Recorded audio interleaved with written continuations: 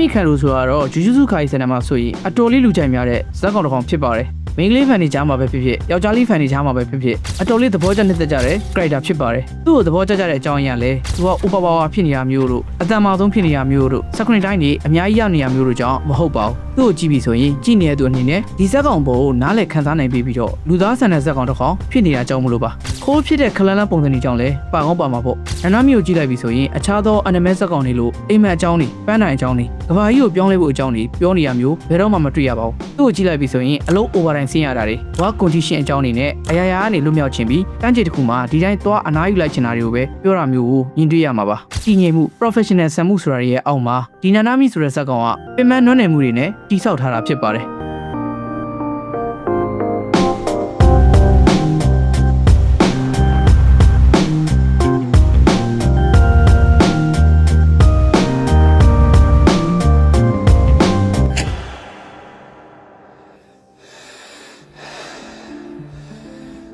ကျွန်တော်တို့သိကြတဲ့ဒီခလလန်ဘေးပုံစံနဲ့နနာမီဖြစ်မလာခင်မှာနနာမီဆိုတာကသူ့စီနီယာဖြစ်သူဘိုဂျိုတို့ဂက်ဒိုတို့နဲ့အတူဂျူဂျူတုဟိုက်ကကျောင်းသားလေးတယောက်ဖြစ်ခဲ့ပြီးတော့သူ့အရင်ကြီးဆုံးတငယ်ချင်းလည်းဖြစ်အတန်းမော်လည်းဖြစ်တဲ့ယူဟိုင်ဘာရာနဲ့ကျောင်းတက်ရောက်ခဲ့တာဖြစ်ပါတယ်ဟိုင်ဘာရာကအမြဲတမ်းပျော်ပျော်နေတဲ့အကောင်းမြင်တတ်တဲ့ကောင်လေးဖြစ်ပြီးတော့နနာမီကတော့အနေအေးပြီးလက်တွေ့ဆန်တဲ့သူဖြစ်ပါတယ်ဒီမတူညီချင်းအစွန်းနှစ်ဖက်ကပဲသူတို့ကိုဘဲလန်းဖြစ်စေခဲ့ပြီးတော့အရင်ကြီးဆုံးတငယ်ချင်းတွေဖြစ်စေခဲ့ပါတယ်ဒါပေမဲ့ကံမကောင်းစွာနဲ့ပဲသူ့တငယ်ချင်းဖြစ်သူကမစ်ရှင်တစ်ခုမှဆုံးပါသွားခဲ့ပြီးတော့သိမကြခင်မှာသူ့စီနီယာဖြစ်သူဒေါ်တိုဆူကူရုကလည်းဂျူဂျူစုလောကကြီးကိုအပိတိုင်ဆွန့်ပစ်သွားခဲ့ပါတယ်တငယ်ချင်းဖြစ်သူကဆုံးပါသွားခဲ့ပြီးတော့နောက်တစ်ယောက်ကလည်းဒီဂျူဂျူစုဆိုတဲ့လောကကြီးကိုဆွန့်ပစ်သွားခဲ့ပါတယ်ဒီဖြစ်နှစ်ခုကြားမှာပဲနာနာမီတယောက်ဒီဂျူဂျူစုဆိုတဲ့ကဘာကြီးပေါ်လူကြည်မှုပြင်းမဲ့သွားပြီးတော့ဒီဂျူဂျူစုဆော့စရာတွေဆိုတာကအရေးမပါဘူးကိုယ့်ရဲ့လုတ်ဖို့ကိုင်ဘက်တွေကိုအတင်းစရေးစေရတယ်လို့ဆိုပြီးတော့သူကိုယ်တိုင်လည်းဂျူဂျူစုဆော့စရာလောကကနေထွက်ခွာသွားခဲ့ပါတယ်ထွက်ခွာသွားတယ်ဆိုတာထက်ထွက်ပြေးသွားတယ်လို့ပြောရင်ပုံမှန်ပါလိမ့်မယ်သူကိုယ်တိုင်လည်းဒီလိုမျိုးတွေးပြီးတော့ corporate လောကတွေကိုရှယ်ယာပွဲသားတအုပ်အဖြစ်အလုပ်လုပ်ဖို့ဝင်ရောက်သွားခဲ့ပါတယ်ပြောရရင်နာနာမီယာဒူဂျူဂျူစုဆော့စရာဆိုတဲ့တာဝန်ဝတ္တရားတွေကနေ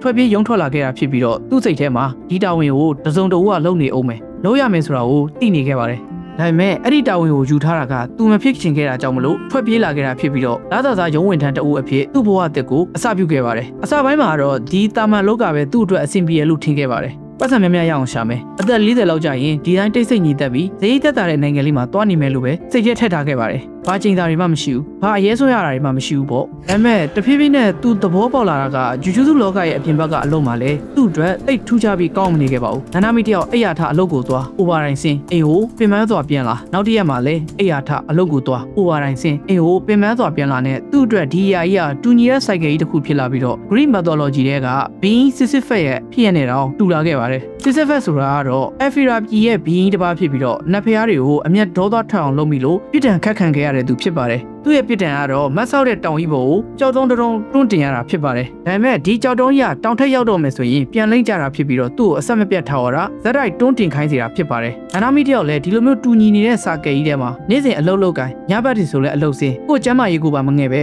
လုပ်နေရင်းနဲ့ဒီထဲမှာနှစ်သက်ထက်နှစ်ဝင်လာပြီးသူ့ကိုယ်သူပါပျောက်ဆုံးလာခဲ့ပါတယ်ဂျူဂျူစုဆိုတဲ့ကျန်းတက်တဲ့လောကကြီးကနေထွက်ပြေးလွတ်မြောက်လာပြီးတော့တာမန်ဘဝလေးမှာပဲသူ့အတွက်အတိတ်ပဲရှိတဲ့အရာလေးရှာတွေ့ဖို့မျှော်လင့်ခဲ့ပေမဲ့သူ့ကိုစောင့်ကြိုနေခဲ့တာကပုံစံမတူတဲ့အန်တီနဲ့တမျိုးပဲဖြစ်နေခဲ့ပါတယ်ဂျူဂျူစုအလုံးမှာဆိုရင်တော့မှအနည်းဆုံးတော့လူတွေကိုလိုက်ကာကွယ်ပေးရတယ်ဆိုတော့သူ့အတွက်အတိတ်ပဲရှိမှုလေးတစ်ခုရှိပေမဲ့ဒီမှာကတော့သူ့အတွက်ဒီတိုင်းဘလာနက်တီပဲဖြစ်နေခဲ့ပါတယ်နာနာမီရဲ့ character ကအနေအေးပြီး professional ဆန်တဲ့ character ဆိုပေမဲ့ရိုးသားဖြောင့်မတ်ပြီးကိုချင်းသိက္ခာရှိတဲ့သူဖြစ်ပါတယ်။ဒါကြောင့်မို့ပဲကို company နဲ့တတိချမ်းသာရင်ပြီးရောဆိုပြီးဟောက်တယ်ရီစီကိုညစ်ပြီးအမျက်မရမဲ့ share တွေကိုမရောင်းနိုင်ခဲ့ပါဘူး။အကယ်လို့သူသားဝယ်သူတွေအတွက်ထက်မစင်စားပဲအလုပ်ရှင်စိတ်တိုင်းကြမဖြစ်နိုင်တဲ့ share တွေကိုဈေးကြီးတင်ရောင်းပြီးအလုပ်ကိုမှတ်မှတ်မကန်လုပ်ခဲ့ရင်သူ့ရဲ့စောစောစီးစီးအနားယူမဲ့အိမ်မက်တိတ်ဆိတ်တဲ့ဘဝအရာရာရဲ့ဝေးရစီကိုခဏနဲ့ရောက်နိုင်ခဲ့မှာပါ။ဒါပေမဲ့နာနာမီတယောက်ဒီຢာကမှန်မှန်ကန်ဘူးငါဒါအောင်မလုပ်သင့်ဘူးဆိုတဲ့ခံစားချက်စိတ်ထဲမှာကြမ်းရှိနေပြီးတော့သူ့ကိုယ်ပိုင်စီးမြင့်တွေကိုမဖောက်ပြတ်နိုင်ခဲ့ပါဘူးဒါကြောင့်ပဲဒါတွေကသူ့အတွက်တဖြည်းဖြည်းစိတ်ပိုင်းဆိုင်ရာပင်ပန်းမှုတွေဖြစ်လာစေခဲ့ပြီးတော့သူ့ဘဝမှာပါဖို့ဆိုတဲ့အရာက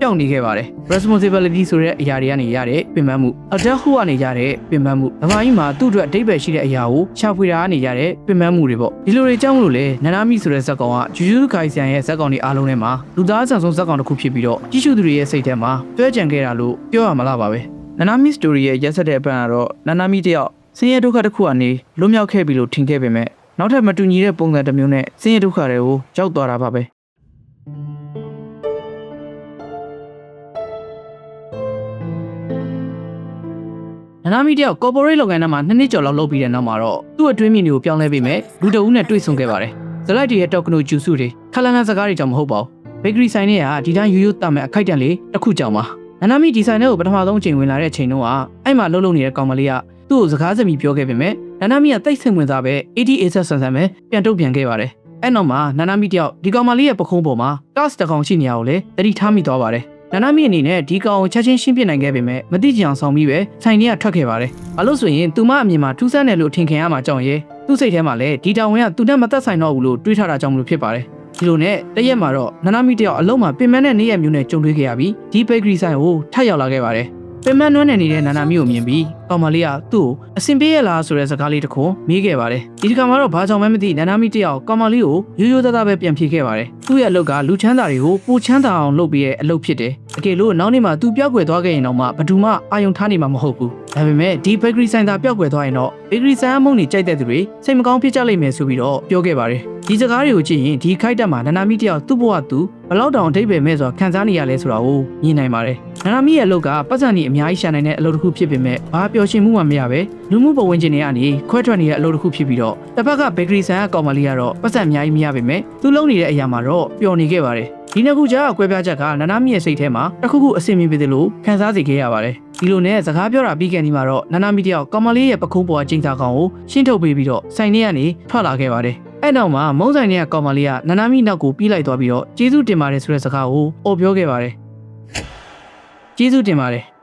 ရိုးရှင်းရှင်းစကားလေးတစ်ခုဖြစ်ပေမဲ့နာမီရဲ့စိတ်ထဲမှာတော့ဒီစကားလေးတစ်ခုကအတိတ်ပဲပြေဝနေခဲ့ပါတယ်အဲ့ခိတ်တဲ့လေးမှာပဲနာမီတယောက်သူ့ရဲ့ဖြစ်တည်မှုကတစုံတစ်ယောက်အတွက်အထောက်အကူဖြစ်နိုင်သေးပါလားဆိုတာကိုခံစားလိုက်ရပြီးတော့သူ့စိတ်ထဲမှာဘာကြောင့်မှမသိဒါပဲကျန်တဲ့အရာတွေအလုံးထက်ဆွဲကြံနေခဲ့ပါတယ်အဲ့နောက်မှာတော့နာမီတယောက်ကိုချိုစီကိုဖုံးဆက်ပြီးတော့သူကျူကျူစုလောကစီကိုပြန်လာတော့မယ်ဆိုပြီးပြောလိုက်ပါတယ်သူဒီလိုမျိုးဆုံးဖြတ်ချက်ချလိုက်တာကသူ့ဘဝရဲ့ပန်းနိုင်တွေဘဝရဲ့အတိတ်ပဲတွေဒါတွေရှာတွေ့သွားတာကြောင့်မဟုတ်ပါဘူးဘဝမှာကြီးကျယ်ခမ်းနားတဲ့ရည်မှန်းချက်တွေပြည့်စုံတဲ့အတိတ်ပဲရှိမှုတွေကြည့်မလို့ပဲတစုံတစ်ယောက်အတွက်အခြားသူတွေအတွက်ကိစ္စသေးသေးလေးတွေလုပ်ပေးရတယ်အသုံးဝင်ပေးနိုင်တာလေးတွေရလဲလုံလောက်ပါလားဆိုပြီးသဘောပေါက်သွားတာကြောင့်ဖြစ်ပါတယ်အဲ့နောက်မှာတော့နာမီအနေနဲ့ငါဒါလေးရလိုက်ရင်တော့ပြော့မှာပဲဒါလေးရှာနိုင်ပြီးဒါလေးလုပ်ပြီးဒါလေးဝယ်ပြီးစားတဲ့မမြင်ရတဲ့အနာဂတ်နောက်ကိုမလိုက်တော့ဘဲနဲ့လက်ရှိအချိန်မှာကိုစုပ်ကင်ထားနိုင်တဲ့အရာတွေကိုပဲတန်ဖိုးထားဖို့ရွေးချယ်လိုက်ပြီးတော့သူတစ်ချင်းကထွက်ပြေးခဲ့မှုတဲ့ဂျူဂျူစုလောကတွေကိုပြန်ရောက်လာခဲ့ပါတယ်နာမီဇက်ကောင်ရဲ့နောက်ထပ်စိတ်ဝင်စားဖို့ကောင်းတဲ့အပိုင်းကတော့ UG နဲ့ဆက်ဆံရေးပါ။ဘာကြောင့်ဆိုရင်နာမီနဲ့ UG တို့ရဲ့ရှာဖွေနေတဲ့အရာတွေ